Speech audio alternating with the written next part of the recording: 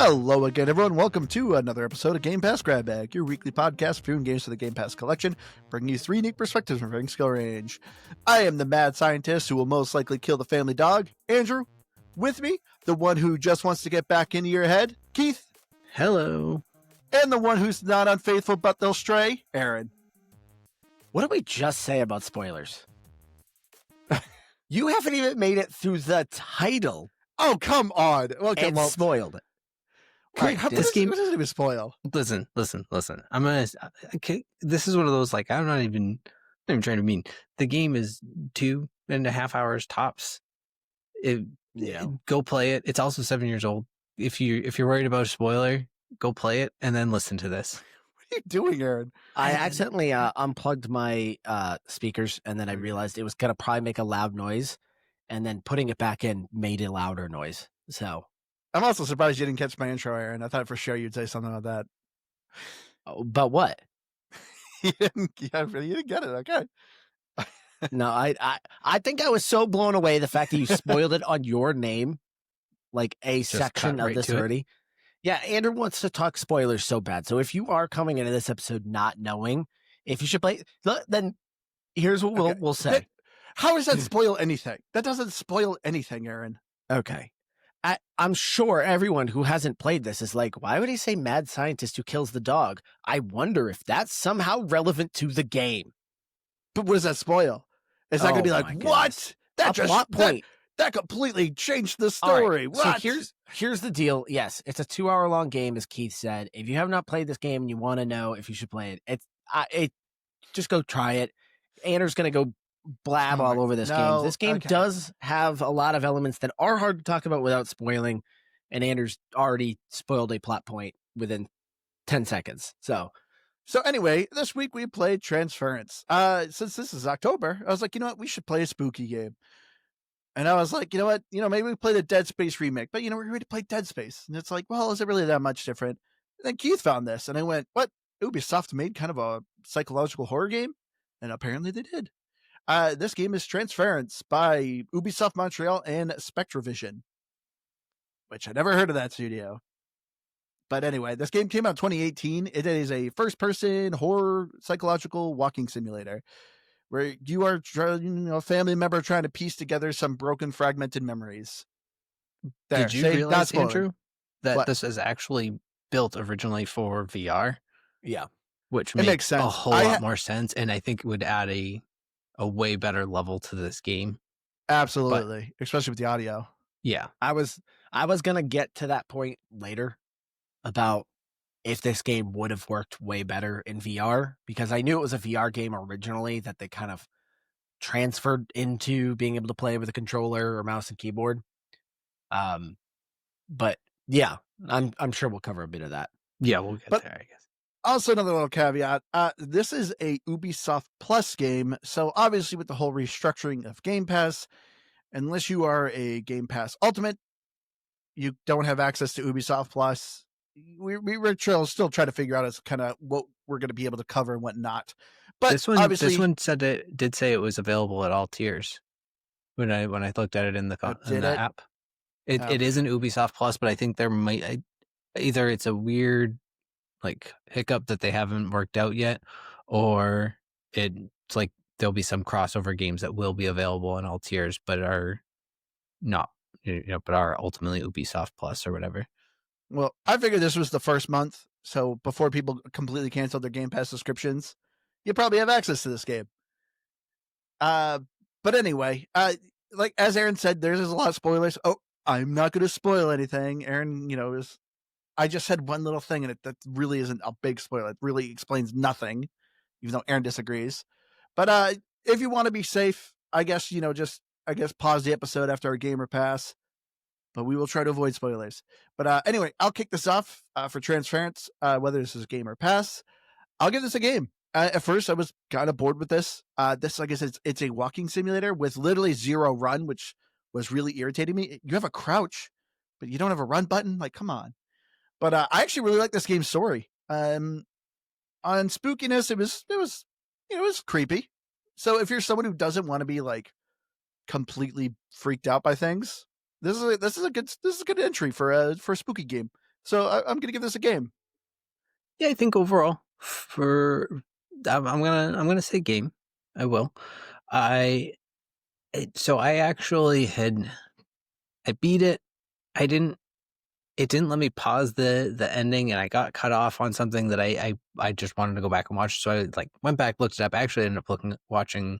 It's like 15 minutes. There, I found a YouTube video that has all of the video logs in the game, and then after watching more, I don't want to say I'm annoyed with the story. I'm almost a little bit annoyed with the vagueness because there's not a lot of vagueness, but there is. But either way, I do ultimately like it, and it's like 2 hours long. It's pretty good time. I don't mind a walking simulator, but man, I'm with you. The slowest walk. Just give me a slight, like a blueprint style sprint, like just a slight jog almost would be nice at points. But outside of that, it's perfectly fine. It's a fun game. Yeah, I guess it's going to make 3 of us again. We are on a bit of a hot streak here. But yeah, I do think this is a game.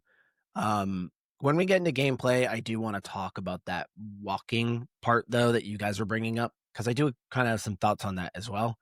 Yeah, this was kind of a surprisingly interesting game.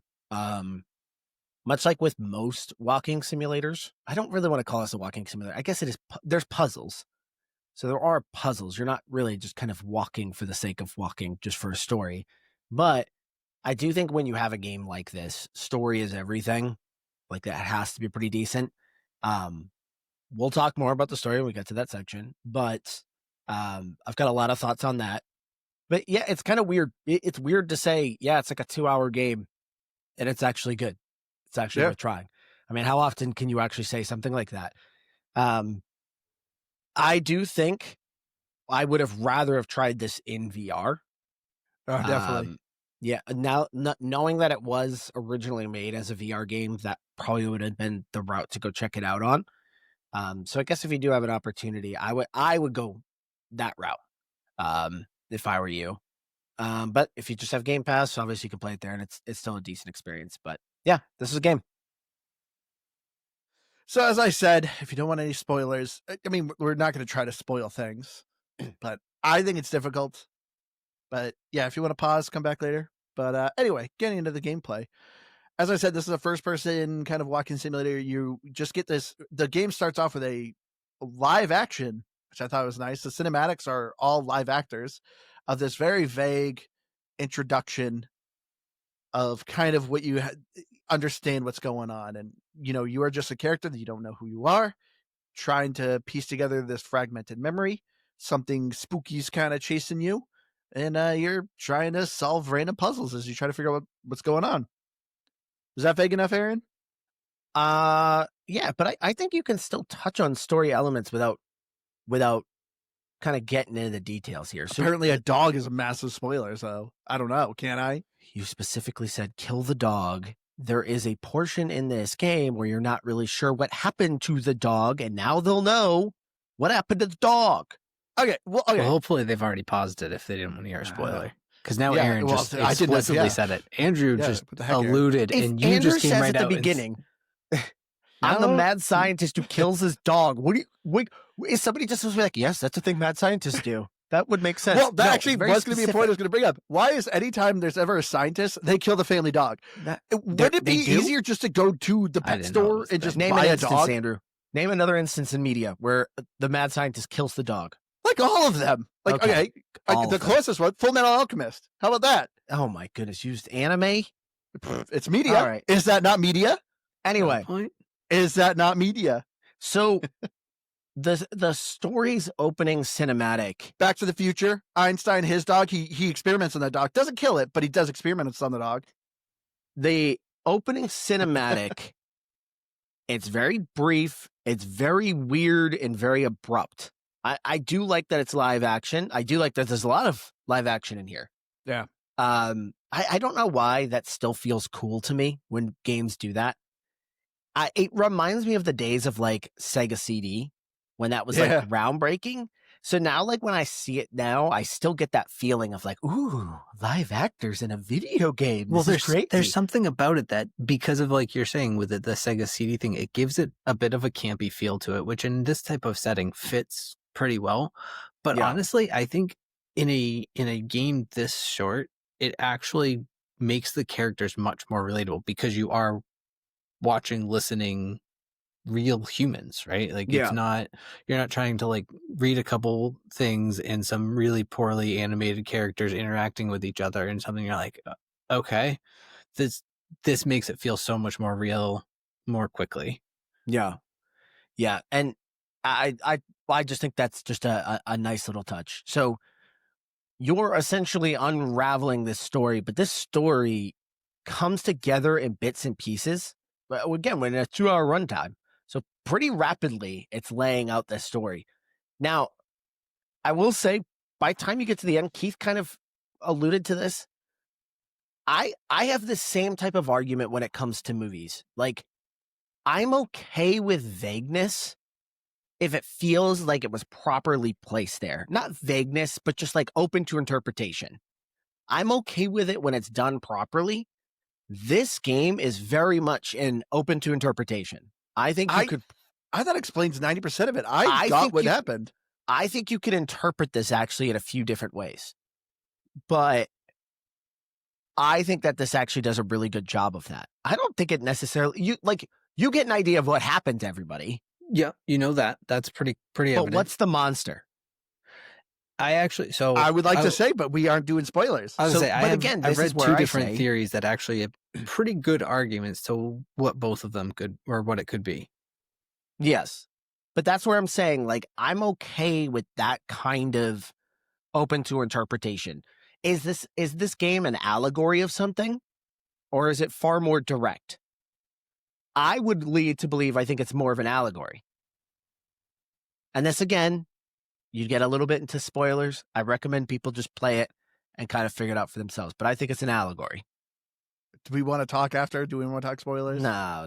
You don't need to do that. Well, see, I am curious when you say it's an allegory, because I actually that doesn't. I don't want to say it doesn't make sense, but I don't necessarily see that. But we'll keep your secrets. Keep your secrets. It's fine.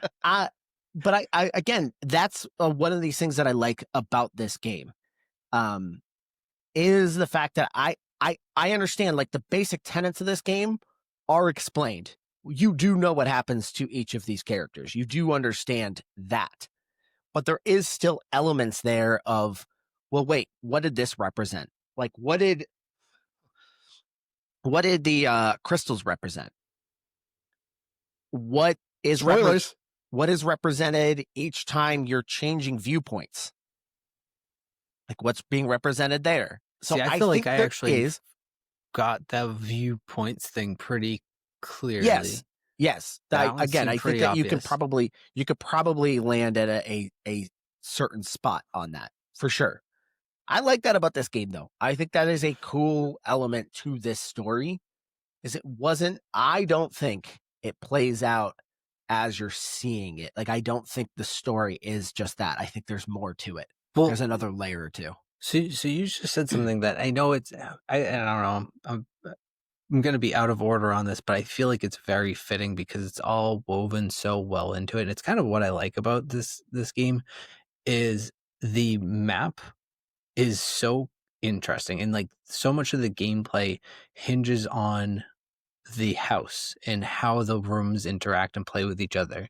And as you're going through, doors are like disappearing and changing, and like the very opening scene, I guess you could, like, I was thinking about it, I guess it could just be like a triangle, but that whole loop like throws me off because you walk to the side of the building, you turn left, and you walk down and you turn left, and you're back at the start, but like on the opposite side. Like, it's like a 3-sided building, which I guess is a triangle, but it's built like a square as you walk around. It was like just messing with my head, and I walked around it like 4 times because I was just trying to figure out and wrap my head around it. But I like that the game does that throughout the entire experience. It's like an MC Escher painting. Yeah. I like this game takes place in Boston City. which always makes me laugh. Like there's like you hear of New York City, but no one ever calls like Chicago City. But Liz made a good point. People will call it City of Boston, but I think it's funny that it's Boston City, and it's like, oh, okay. Well, it was made by people in Montreal, so maybe they just don't know the difference. So that, or maybe like Commonwealth of Massachusetts is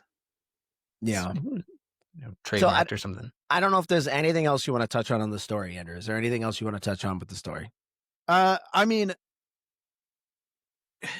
not without spoiling things, I actually thought this game was much more straightforward. I see there are some different interpretations you can have on some aspects of it, but that's one thing I least appreciate this game. To me, I felt like it gave me enough that I understood what happened, what was going on. Yeah. And like, to me, like that's a good, satisfying ending. I was nervous that it wasn't going to. I kind of was too, but like also too, there are different perspectives. And like, that's the thing about this story that I thought was very cool, is because it took me a while to figure out what was going on. And then when you're seeing but then the game's talking about perspectives, and the game's changing and how the perspectives were, like the family photo. I'm like, it's really cool. So like, I really enjoyed this game's story for as short as it was. Because that's the other thing that made me nervous too. And I saw this game was like 2 hours long. I'm like, is this just going to be a super vague game and just, here's the credits? But no, it actually stuck with me pretty well. Yeah, because there's it's throwing a lot at you very quickly. Like a lot of just bizarre things. Like almost instantly you get a jump scare with somebody as soon as you're like in the hallway, as soon as you get into the building. And then you're hearing whispers, like constantly whispers, doors, voicemails. Yeah. And it's banging. Yeah. It's constantly funneling things into your like what you're seeing and what you're hearing. So that's where I was like, oh my gosh, like this is just an overload of just stuff happening. Is any of this even going to make sense, or is it just being spooky for the sake of being spooky? Yeah. And then eventually full of jump scares, but it wasn't. Yeah. And there were plenty of them. Like I actually thought this game was not just creepy. It's definitely got a creepy factor, but it actually had some decent jump scares. Things I honestly didn't expect to see in it, where I was like, oh, all right. Didn't expect that. I'm sure if I was playing that on a VR, that would be awesome. Yeah. Like that would really get me.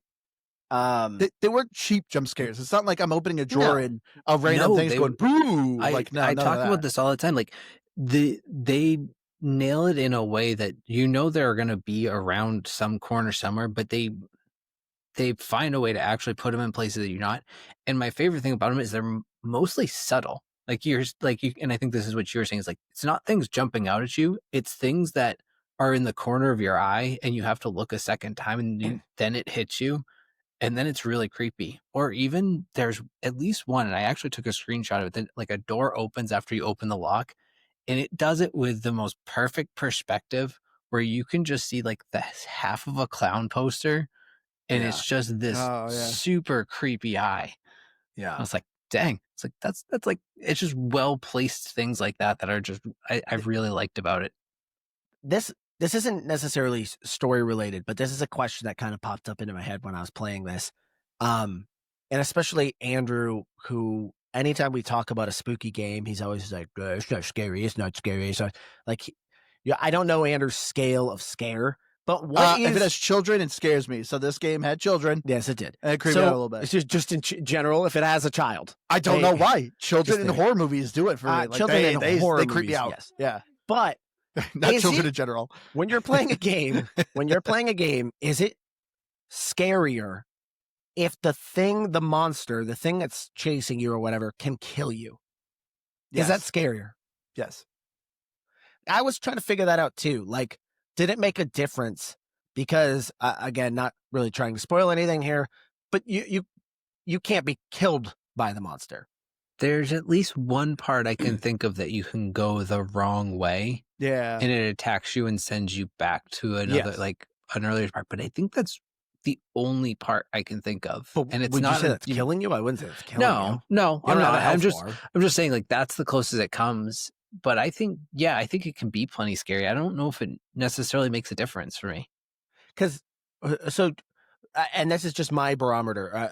I have not played as many horror games as you guys have, but Still Wakes the Deep, I really like that. You guys didn't like that. But one of the reasons why that game felt so creepy to me is not just visually how things were, but it was that feeling of this thing is nipping at my heels. And that adds another layer of kind of tension into it.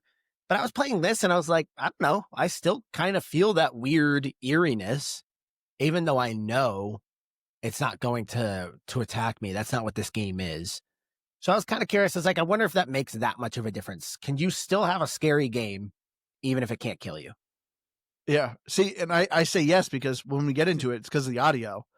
There's always just something in your ear. Yeah. So even though we're not, so I highly recommend, if you play this game, absolutely play with headphones. 100%. Yeah. Well, and it's really weird because for most of the game, I didn't necessarily know that there was a central, like, bad monster, so to speak. Like, I had seen it, I had encountered it. I just didn't really know that, like, oh, that's the bad thing that's causing the bad, I guess. It didn't show up a lot. No, and mostly because, like, all of the other scary stuff was not that thing. And like I said, they were, you know what a lot of the scares reminded me of was the Sixth Sense type of scares. Yeah. Like the mother in the kitchen with a knife, and like things like that type of scare. Like, it's a little bit like mental.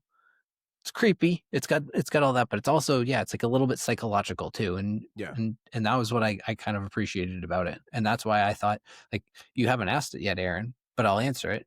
Where does this land on the spooky scale? And I actually was going to land this at like a solid 6.5. Shoot. Andrew, what about you? Where's it land on spooky scale? I give it a 5. Shoot.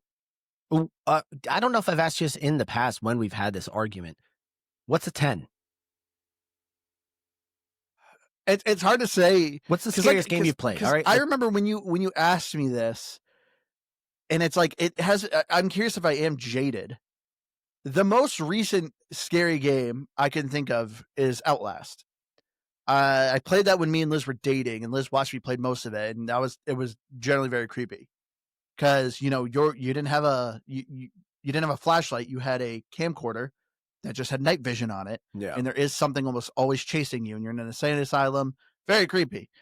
The things, like, usually in a game that scares me are things that are going to kill me, and I can't do anything to fight them. Thinking back for my past childhood of things that really freaked me out, Resident Evil 2. I remember we rented that for Nintendo 64, and I remember I had to keep stopping it because I was too freaked out. I could only play in like 30-minute bursts, and then I was like, I gotta stop. I can't do this.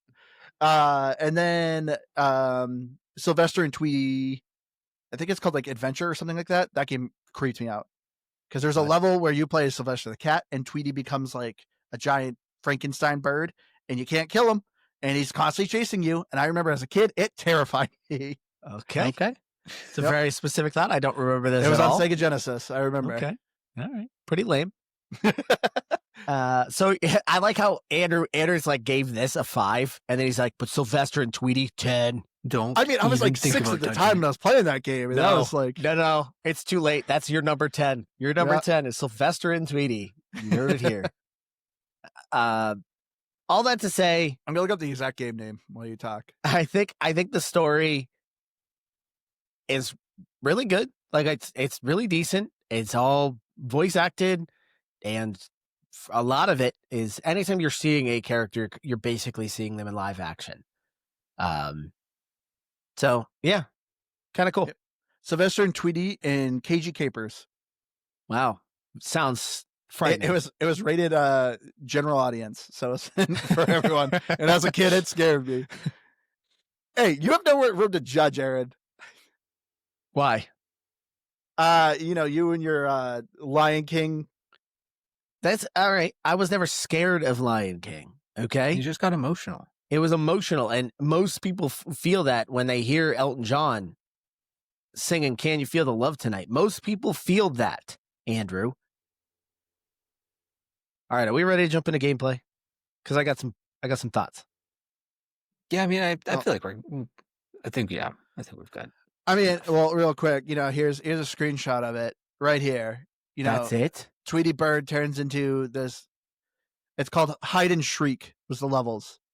Oh my! I like gosh. difficulty here. 41%. See, the next one was 61%, and then 81%. Wow, super cool, Andrew. Wow. But yeah, going on. What do you clearly have thoughts to say, Aaron. So go right ahead about the gameplay. Go ahead. All right. So the pace of movement. I think.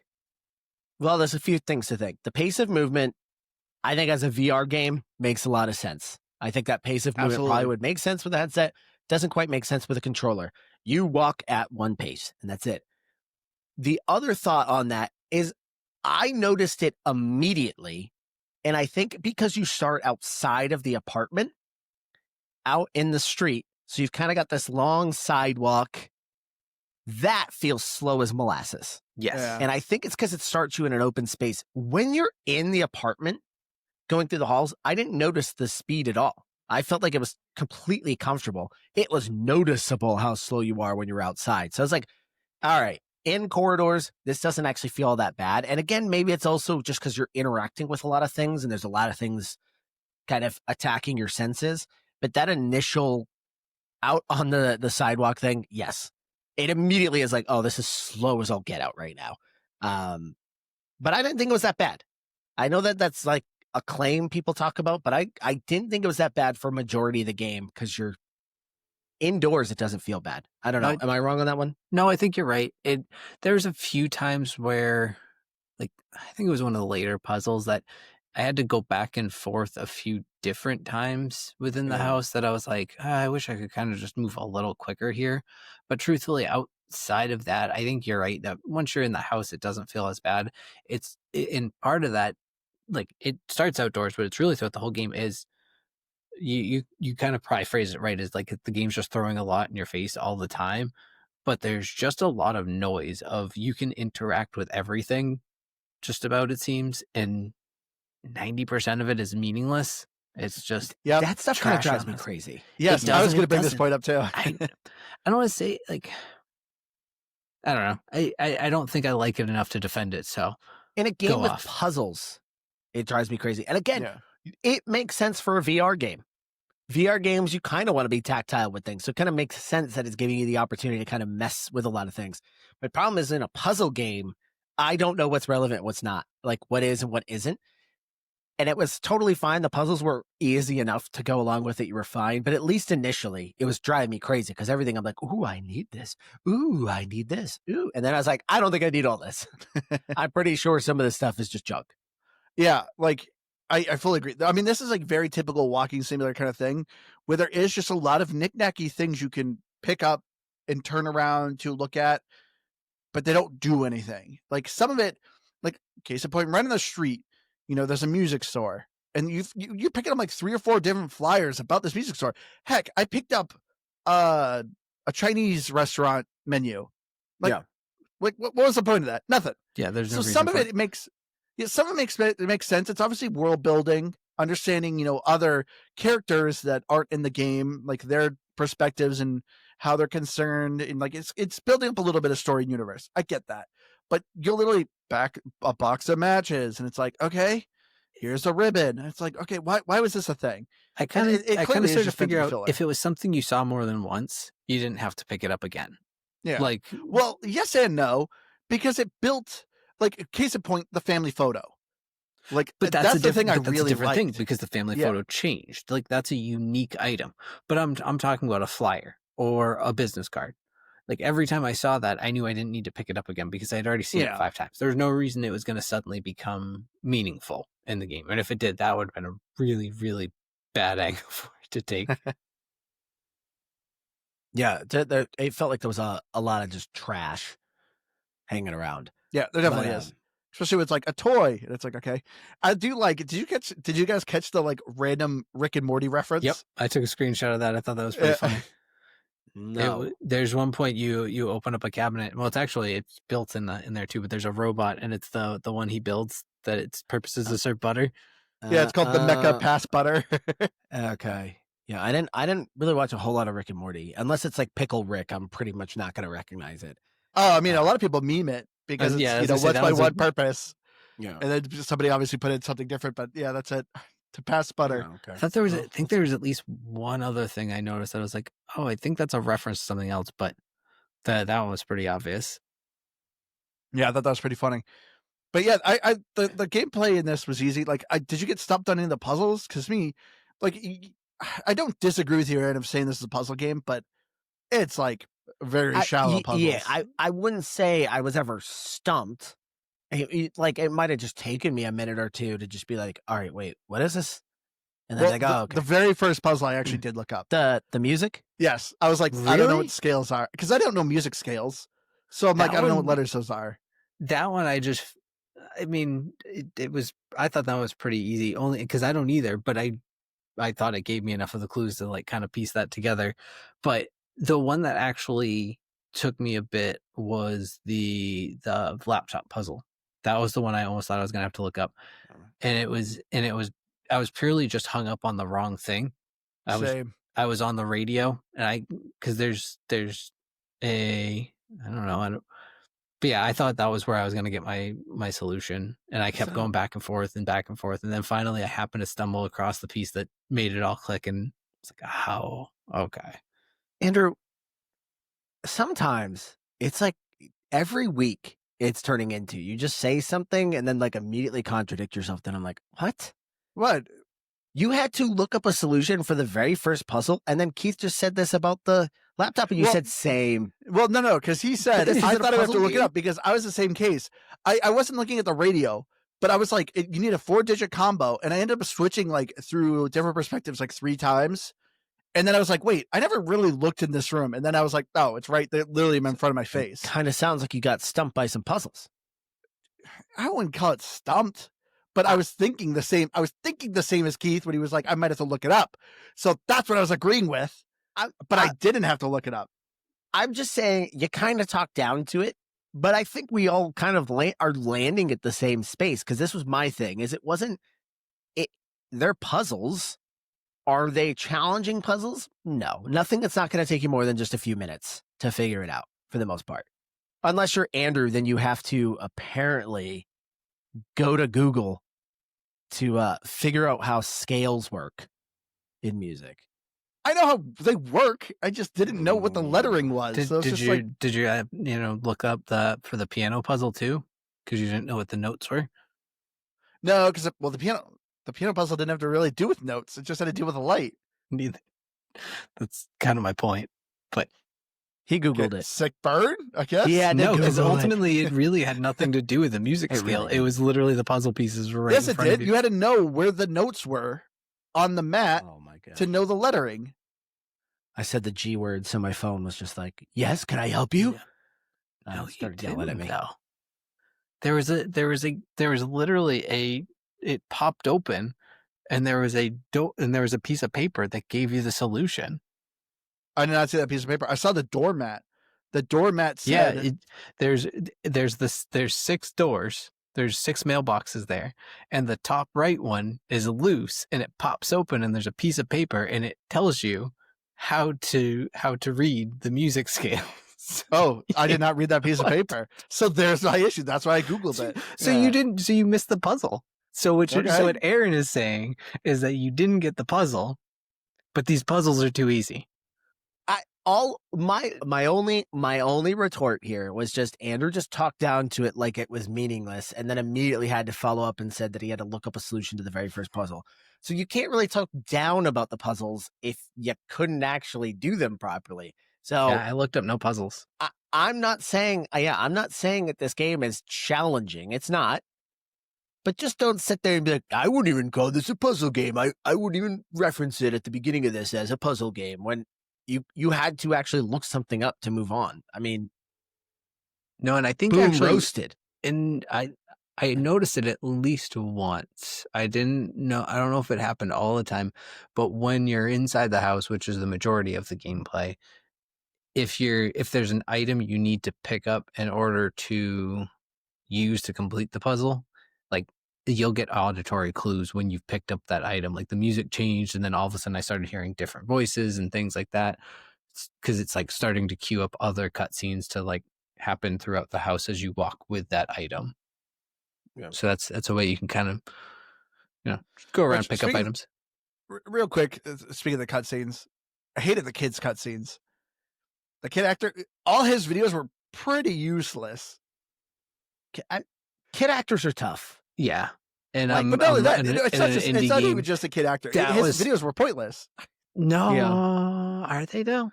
There's like one or two that's kind of important, but there's other ones where he's like, I don't know, pretending like he's a host of a show. I think, and it's like, okay. I think it sets a lot of the guideline for like this family dynamic. Like this kid like adores and puts his parents on an absolute pedestal, and while both of them love him endearingly, like they in their own way if you let me finish my sentence here, as I'm saying, is that while they do, they still put themselves above him, and so he's neglected in a lot of ways, and he expresses that, and his videos are showing a lot of that. I don't. They might not be interesting because he's kind of a bad actor, because and I don't want to dog on him because this kid's probably not even a real actor. He's probably like a kid of one of the developers. Yeah, probably. Like whatever. His performance is not great, but I think they're actually pretty impactful and pretty important videos. Are they important for progressing the story? No. Are they important because the perspectives are important? Yes. Yeah, they fill out the story though. Yeah, like 100%. You kind of need that because he is a central character. You're right, to the parents.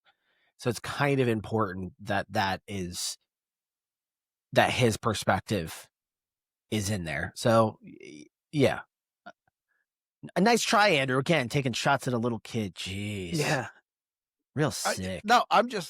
It's not even on the little kid. Like I said, I just thought his stories were kind of pointless. There was a couple that I was just like, okay, but anyway, yeah. As far as gameplay goes, I guess that's kind of about it. Yeah. The audio though, I really want to talk about. I really like this game's audio. The voice acting, the voice acting in it, really good. You're just, as I said, wear headphones with this game. It's just a lot of just whispers and banging. It really kind of feels a creepy vibe. I think that's one of the things that gives it the creepiest aspects for me, and I feel like I've said it before, maybe not, I don't know, but I think that's what fits a lot of like making something scary in my book. It's like that unknown, and I guess it's kind of like whether or not it can get me or not, it's whether I can see it or not. And a lot of times if I can't see it and all I can do is hear, and it's like those banging doors, and like you get closer to them, they start banging more, but you're like, you can't open it. Why can't I open it? I appreciate that in the storytelling. I mean, audio's great. Audio. Is there any music in this game? I think there is a little bit. It's very subtle background music. I know. I'm like trying to think if music ever kicked in there. It's so funny because I thought it was going to be like a central point in this game. You start in front of a music store. It's like, yeah, and it like really set this up that it's going to be like, oh, audio is like what connects everything. And I mean, audio is a huge aspect of the game, but it's also not what I thought it was going to be with sound and music. Even like, I don't know, maybe that's just me. Even the cover art for this game is really colorful. And that just always gives me vibes of like, there's going to be some music going on here. Like synthy vibes and stuff. Yeah, it got like, that's kind of the vibes you got just looking at the cover art for it, but it's really not that type of game. Because that's why when you initially suggested this game, that's what I thought this was, is I thought it was a, like, what do you call those? Like a beat game where you like a rhythm game. Yeah, a rhythm game. I thought it was going to be like a rhythm game. I thought that's what you're picking. I was like, I don't think it's a Halloween game. And then I looked it up and I was like, all right, I guess it is. But that was my initial thing when I looked at the cover art for it. Yeah, audio's really good. You do 100% wear headphones. It's made for that. Again, just remember this was built for the VR. So that kind of experience, I imagine, is probably great. You're already going to have headphones on. You're going to be kind of tactile with everything. You're going to be up close with everything. That probably looks really great. But But yeah, audio's excellent. Yeah. And then graphically, I really like this game. It's obviously not like super realistic of like the graphics aren't anything groundbreaking, but what's here fits so well. It fits so well with the atmosphere. I love the use of colors. I love the subtle changes in the environment. I think they actually did a great job when it comes to graphics. I do have a minor gripe. Was it just me, or was some things really hard to read? I think they were intentionally hard to read. Like, because I know what you're saying. Like, you'd pick up like a newspaper, and you could read one sentence clearly, and then like everything else was kind of gibberish. Or I couldn't tell if some things were more clear because it was made for the VR. So you would be typically seeing it a lot closer because you could probably pull it up to your face a lot closer. I don't know. Maybe that was just Did you have like subtitles on? Because yeah, because I picked something up, it told me what it said. But and that's exactly it. It would say, and it would only say like, it would still say like that one clear sentence. Yeah. So it was like, it was weird because it was almost like a weird storytelling thing. Cause like you're so used to picking something up in game and getting like a full like paragraph that you're supposed to read. And it's like, hey, here's half a sentence. And you're like, no, I need more, I think. You're supposed to be more. Yeah. And maybe that was, again, me just kind of feeling like, especially at the beginning, feeling like everything is a clue. And when it felt like not everything was like legible, I was like, really what am I missing here? Some menu, didn't you? Yeah, you're expecting like, well, am I gonna need one of these phone numbers? Like, is this gonna be important somewhere? No, that was exactly it. So when things kind of felt like they weren't like super clear, I was like, it was kind of frustrating. It stuck out to me. And you're right. Like, I think, 35 minutes in, when you kind of realize where the rhythm of this game is going, you kind of quit noticing those types of things. But that was just something I kind of picked up on kind of early. But yeah, I don't know if you guys did or not. Sounds like you didn't. Sounds like it was just a me thing. Well, yeah, because I had like the subtitles on so like anytime I picked something up, it just had that one thing, and I was like, all right, cool. What did I do for subtitles when like whispering and stuff is happening? Could you hear? No. I didn't have like audio subtitles. It literally was just like text subtitles, which I thought it was default. Okay. I'm surprised you didn't have it on. Maybe it did, and I just didn't notice it. It might have. It's kind of one of those things. You're like saying that, and I'm like, I don't know. I don't remember that. Maybe. But yeah. Besides that, though, like I don't know. Like I like for the environment, though. You're seeing obviously the same apartment over and over again, but it's like I don't know. I thought this game did really well with its graphics. Well, because it describes it as a house. It's an apartment building, actually, is what it is, that they own, I'm pretty sure, and that's their apartment that you're in. Do you think, I don't know, this was just something that kind of popped in my head as I was playing it.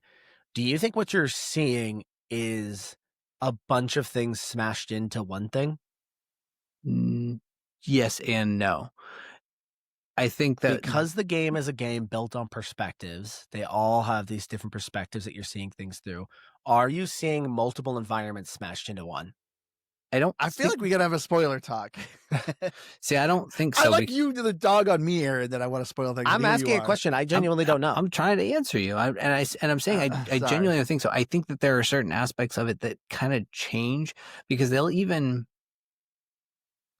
I might be spoiling this, but part of the perspectives that changes, you're kind of seeing it from the perspective of different characters in the game. Yeah. And while even certain rooms and stuff change and disappear and reappear within that own character's mind, I think that that's all a whole different part of your conversation, which is technically right. But at the end of the day, that building is where they lived. That building, it sits on top of a music store, and it pretty well lines up that they own it because when you first go into it, there's for rent things there, and it says call the Hazes, which is them. There's multiple building doors. They all have a letter on it, which would imply different apartment numbers, and you just exist in that one, which is theirs. Yeah. So I don't know. But so that's why I don't think it's all smashed into one. But yes, you're seeing all their different perspectives, and all their perspectives change the way that building is. Well, like you kind of pointed to it where you end up in weird, different spots than you think you should be at. And it made me just wonder if there's some type of things where things are being stitched together that aren't actually in reality stitched together. I mean, can we just do spoilers so I can just explain what I think this is?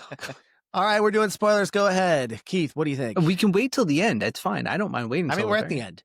We went through it. Well, after we do our scores and all that, that, that's usually where we do it. I don't really care. I think right. I do think there's an answer to this. Okay. All right, so super quick, we'll wrap this up. Achievements. This is a fantastic game for achievement hunters. Like we said, it's like an hour and a half to 2 hour long game. You get 90% of it just from playing the game. There's like 3 achievements that are missable. One's to collect all the audio logs, one's to collect all the video logs, and one is to find a hidden photo. Super easy. The photo is not hard to find, but yeah, easy 1,000 gamer score here. All right, let's get our final thoughts here so we can talk a little spoilers. For me, Transference, like I said, it's not a super scary game, but if you're looking for kind of a low-key, creepy time, especially for Halloween here, as we're doing this in October, it does very well. Pretty light on gameplay, but I liked its game story, left some things for interpretation, which we'll talk about here in a little bit. But overall, I thought it gave me enough of a story that I got what happened, and I liked it. But to me, this lands at a solid 70. Dang, I feel like that. I mean, it's not a bad score, but I just feel like it's lower than I was expecting. Yeah, I really like this. I guess I kind of knew what to expect because I read before I played it, and that was why I said we should play it. But yeah, it had more than I was expecting. I'm usually on this, nothing scary, whatever. And yeah, this wasn't scary, but it's spooky, it's interesting, and not even like a weekend game. It's the type of game that where it's 2 to 3 hours long or whatever. You could sit down and play this with a friend, a partner, whatever, if they don't mind watching, I guess, some gameplay, or you take turns or whatever. And it's cinematic enough in its gameplay and its cutscenes that you could do that, and it would be kind of a fun time. So yeah, I think overall it's worth the time. And then if you want the achievement score, as Andrew said, it's an easy 1,800, whatever you get out of it, with minimal time spent. So I think it's worth checking out. I would actually give this an 80. Yeah, fun game. Great. It's built on the story. So if you're looking for a story and you're looking for something that's relatively spooky, then this is gonna scratch that itch. I don't have a ton of negatives to say about it. For a 2-hour game, I guess it's kind of hard to find some negatives, but it feels like 2 hours with zero downtime, but you also don't feel rushed. Yeah, I feel like this is a 76. Ooh. Oh, sorry, not in your score. Because I was going to give a little perspective. If you're going to play this, as Aaron said, I recommend playing it on VR. This can't be the right game. It is. Thanks. This is a $25 game. That's borderline. I would say 25, because this is a one-time playthrough. You will never play this again. Twice at most, I think, because I think you can get a different ending if you collect everything. But that's twice most. Like, you gotta look at it this way. Like, this is how this is kind of like an interactive movie. Yeah. Would I pay $25 to go see a movie? 2-hour movie? No, probably not. So I think that one's kind of tough. 25 is kind of tough. But if you turn it into a date night, would you pay $25 to go on a movie date night? You don't take your wife on movie dates, so. Ouch. I didn't say you didn't take her on dates. I said movie dates. I said movie dates. You are 100% right. I can't tell you the last movie we went and saw together. We saw as a family How to Train Your Dragon over the summer, but a movie with just me and her, shoot, I don't even know. I mean, years. We do not watch the same movie, so you're 100% right. But see, Andrew. Right. But anyway, make sure you follow us at GamePassGrabBag.com, and I don't know, all the other outro stuff. Let's get to spoilers. So this house, you walk in. I don't know who you're supposed to be.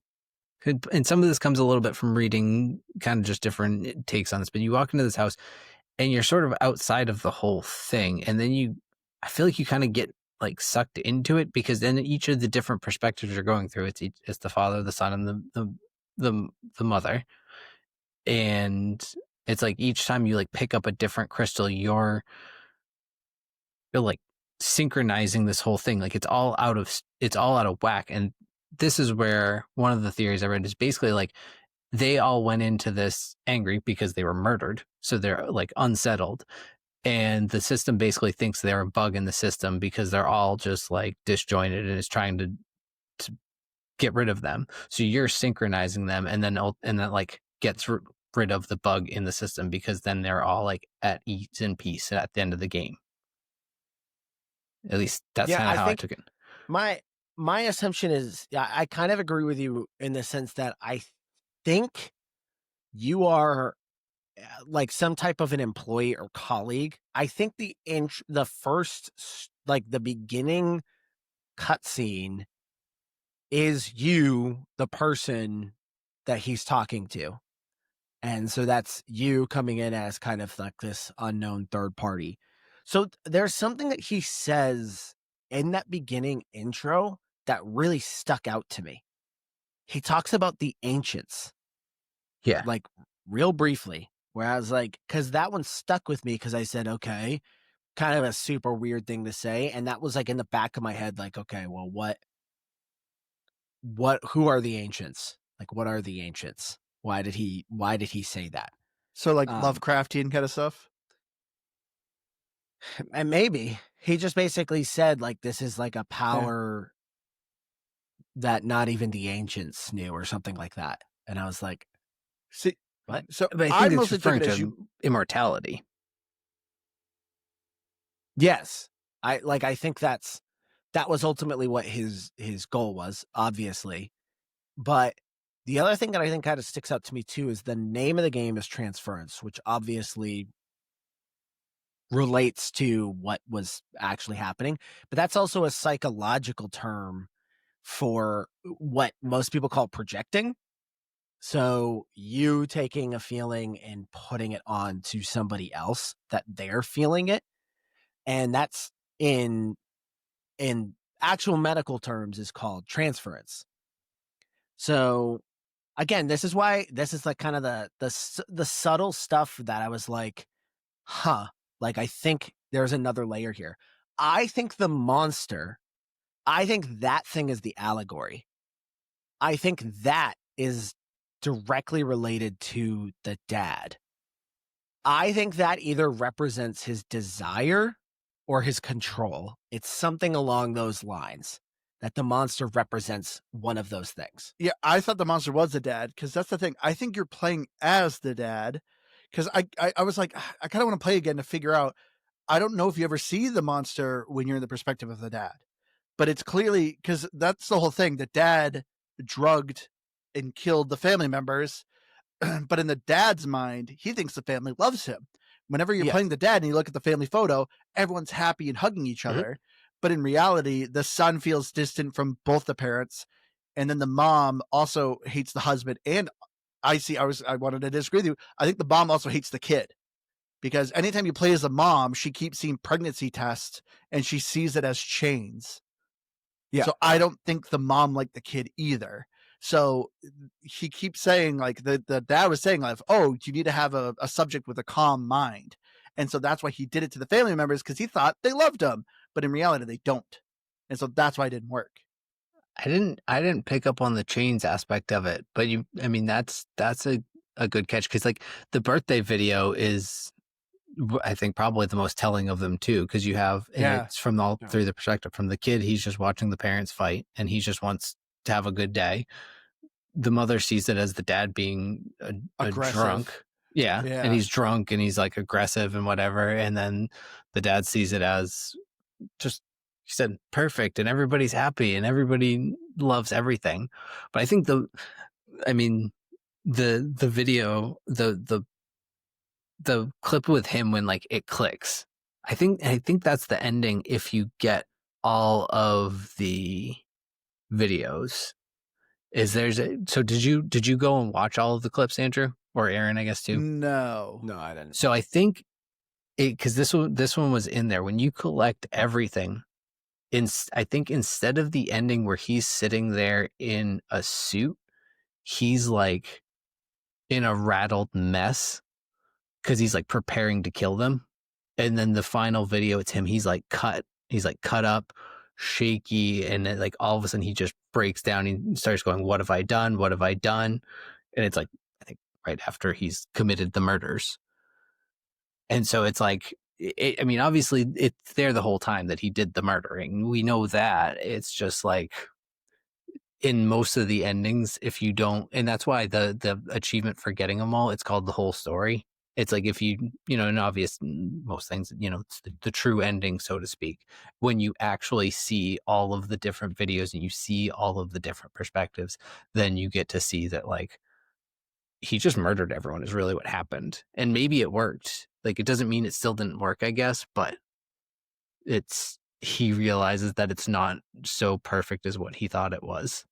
And this is why I say the game, I don't think is necessarily just cut and dry. Like, again, you know how things happened, but I think that there are bits and pieces. Because, Andrew, that's my other thought, is what you just said, that you might actually, the main perspective might be from the dad. Because another thought that I had, and this reminds me, this is very much a Black Mirror kind of thing. Yeah, definitely. That he's in despair and he's now stuck. Like, he's now trapped in this process of kind of realizing what he did and how miserable everyone was and the damage that he did. And this is him kind of reliving it in some type of loop. Now, what if, and because the dad's dead, he's dead. And that's why I don't think it's him. And yeah, but is he transferred? Like, the idea. They all are. Like, yeah, they're all transferred. And that's at least from one of the breakdowns I read, like someone had, is that it was talking about how, like, that final crystal, when you have the white crystal, it's all of a sudden all three of them start popping up. It's because you're bringing them all together with that white crystal. So you're not any of them. You and I think even it's fairly telling with the achievements. All of the achievements, it's very, very clearly states the player has done this. It puts you as the player. It makes sure you are not any of those characters. Someone pointed out that the mother might have been pregnant. What if somehow the baby was born and you are, this is a real stretch, there's nothing to actually tell this, but you're going back here as this child that never knew any of them, and you're kind of piecing this all together. No, there is a couple things, because I thought about that too. So this is, we couldn't obviously talk about this during the graphics, but this is what I liked, is the perspectives. So, like, if you're the kid, the paintings are kind of creepy, which makes sense. I mean, I remember as a kid, like, there was always some family photos in the house that always creeped you out. Yeah, the dad always saw him as smudges, never really cared for art. And then the mom saw him as very kind of morbid. But one of the pictures the mom had was two women, both with that are pregnant. So to me, it showed her as the two perspectives, and she is pregnant again. So I think you are right. There was a picture on the wall that showed possibly her being pregnant. That could explain the chains on it, because she's happy with her current, like, she deeply loves her current child, but having another one now, she's playing for the Philharmonic. She's got all these things going on. Now is not the time she wants another child. Now she could see that as chains. Yeah, that could be a good point. See, that's what I'm saying. I think there was a lot of allegory here. Like, I think there was a lot of things representing other things. That's why, to me, this wasn't that type of vagueness. I like that type of vagueness, because it didn't feel like it didn't resolve. Exactly. Even if I didn't think that deeply into it, I didn't pick up on any of that stuff. I don't get to the end and feel like I missed out on anything. It's just kind of a cool thing to talk about. Because that does irritate me when I play a game and I go, what just happened? But this, I felt like, after me, I was like, okay, that was interesting. Yeah. And yeah, it is kind of a fun thing to kind of piece together and stuff. Yeah. So again, that was just kind of my thought. I maybe you look into it a little bit too much. Maybe you don't. Maybe there's some things to see and some things not to see. I think that's a good point too. Like, I guess it couldn't be the dad, but that was a thought that I had. Because by the time you got to the end, I was like, oh, is this kind of him living in a tortured version? Yeah. Of there all was, of this? I mean, I guess, yeah. There was one other thing that also confused me. The son invented a device that showed you what you were thinking. And real quickly, I think we were playing as a mother. You went down the stairs, like, you see wires all through the house. But then eventually you go down the stairs, you see the wire lead to the son who's wearing a helmet.